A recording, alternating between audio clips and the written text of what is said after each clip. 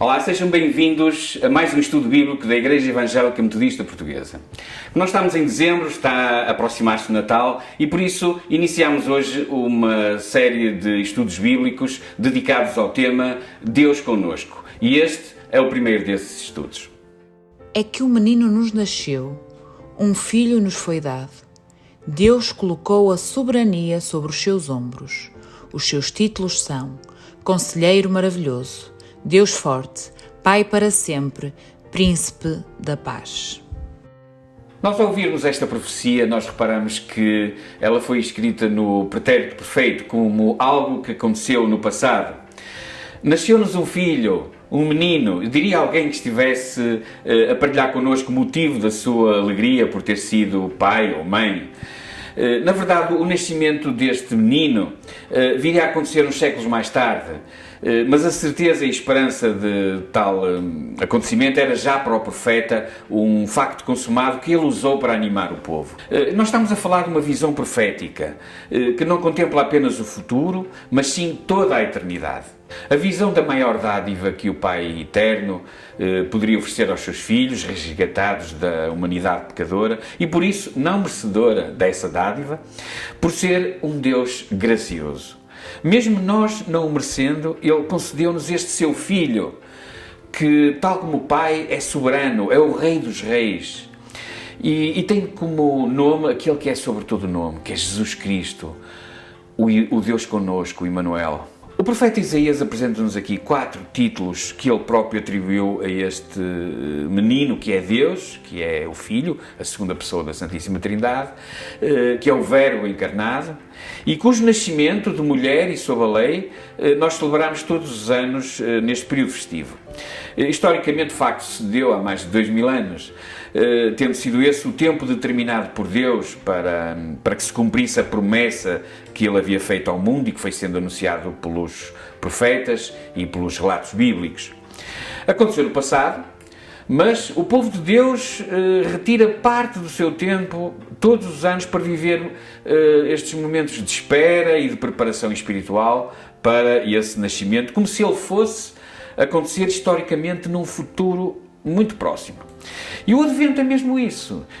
Ao celebrarmos algo que aconteceu no passado, nós usamos textos que foram escritos ainda antes desse acontecimento. Textos esses que nos falam de um tempo futuro, como se já tivesse sido vivido no passado. E no tempo presente nós refletimos sobre esse passado como se fosse algo a acontecer num futuro sempre próximo. Confusos? Bom, lembrem-se que nós estamos a falar de algo que cai no âmbito da eternidade, de algo que foi, que é e que continuará a ser. E esta realidade não fará parte, afinal, da natureza de Deus? Ora, hoje, ao debruçarmos sobre o primeiro título que Isaías atribuiu àquele que, carinhosamente, nós podemos chamar de Menino Jesus, e do qual ninguém se atreverá a criticar, isto é nome que se deu a uma criança, e esse primeiro nome é Conselheiro Maravilhoso. Procurando o significado do termo conselheiro, nós podemos encontrar, entre outros, o seguinte: em termos formais e institucionais, é um título conferido aos juízes dos Supremos Tribunais, como ao Supremo Tribunal de Justiça, por exemplo. E nós sabemos que no chamado tempo dos juízes, na história de Israel, estes não só presidiam ao poder judicial, como aos restantes poderes, ao legislativo e executivo. Eram os verdadeiros guias do povo, eram como os pastores em relação às suas ovelhas, tanto no aspecto pecuário como no aspecto eclesial. Conselheiro é também aquele que é capaz de planear com sabedoria. É um governador cuja sabedoria está para além das habituais capacidades humanas. Por isso não é estranha esta associação entre Jesus e a figura do juiz ou do conselheiro. Mas este termo conselheiro é também atribuído àquela pessoa que aconselha, que está habilitada a prestar aconselhamento em diversas áreas, relacionais, psicológicas, de orientação profissional, familiar, espiritual, até pastoral. Se pensarmos que Jesus, não estando corporalmente presente entre nós, é representado pelo Espírito Santo, pela terceira pessoa da Trindade. E se nos lembrarmos que Jesus, no discurso da sua despedida dos seus discípulos mais próximos, em João 14,16, lhes comunicou que iria pedir ao Pai que lhes enviasse um outro defensor, ou, noutra tradução, um outro consolador, que estivesse com eles para sempre. Não somos capazes, nem queremos, dissociar estes títulos dados por Jesus ao Espírito Santo, portanto, defensor, consolador, ou até mesmo ajudador, do título que Isaías deu ao Messias menino, o Conselheiro. De facto, o ato de aconselhar junta em si várias funções, incluindo o de ajudar ou cuidar, o de consolar. No fundo, consolar significa eliminar a sensação ou o estado de estar só, fazendo companhia. E, finalmente, o de defender, como aquele que, no tribunal de Deus, nos defende, intercede por nós, nos apresenta ao Pai justificados, como se nunca tivéssemos pecado, como se o Pai visse em cada um de nós o seu Filho e a sua perfeita justiça, para assim termos acesso à vida eterna e abundante com que o Pai nos agraciará, recebendo-nos no seu trono de graça. Sabemos que o nosso sumo sacerdote se compadece das nossas fraquezas, pois foi tentado em tudo como nós, sem cair no pecado. Aproximemo-nos, pois, com toda a confiança do trono da graça e assim conseguiremos alcançar misericórdia e graça e encontrar ajuda no momento próprio.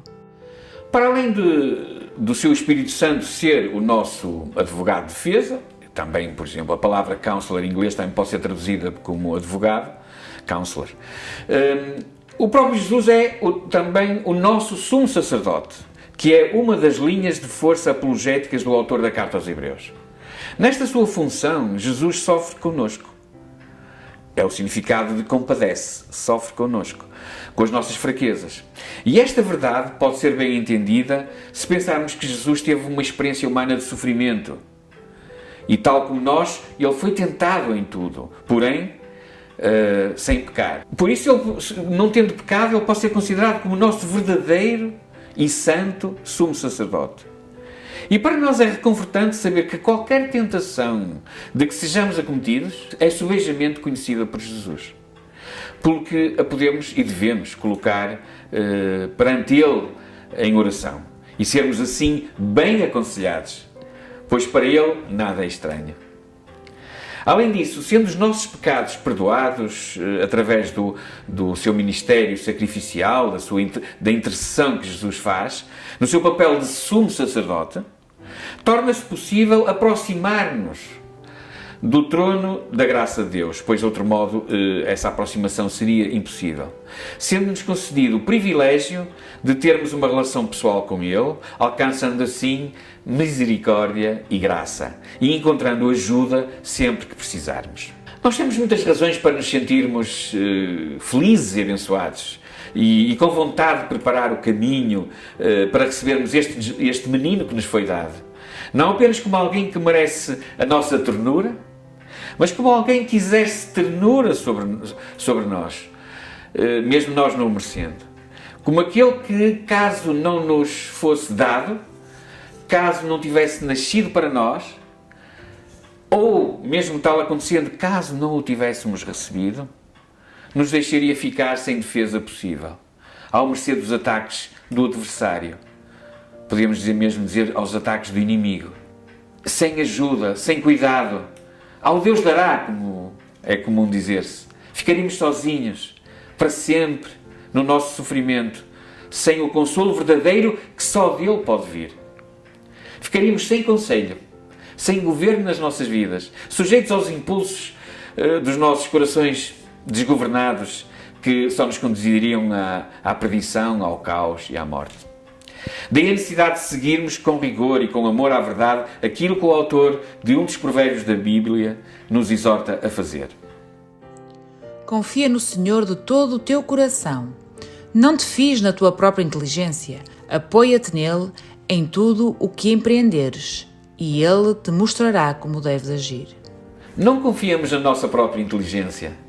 Não nos estribemos no nosso próprio entendimento, mas busquemos a sabedoria que vem do Senhor, cujo princípio, o da sabedoria, está no temor que devemos ao Senhor. E isso significa confiar nele com todas as nossas forças, com toda a nossa vontade, seguindo os seus conselhos maravilhosos. Por isso é que ele é o conselheiro maravilhoso, nos quais nos devemos apoiar, tê-lo como nossa base, como base da nossa sustentação, e construir, empreender, trabalhar, criar, tudo fazer para a sua glória, tendo na nossa fidelidade à sua pessoa a garantia do nosso sucesso. E não temer falhar, pois é Ele que nos irá mostrar como devemos agir em cada momento, em cada lugar, porque Ele nos foi dado pela graça do Pai para ser o nosso conselheiro maravilhoso. E que maravilha é tê-lo recebido nas nossas vidas, em todo o nosso ser, e lembrarmos esta maravilhosa realidade que tanto nos enche de alegria todos os anos neste período de Advento e de Natal.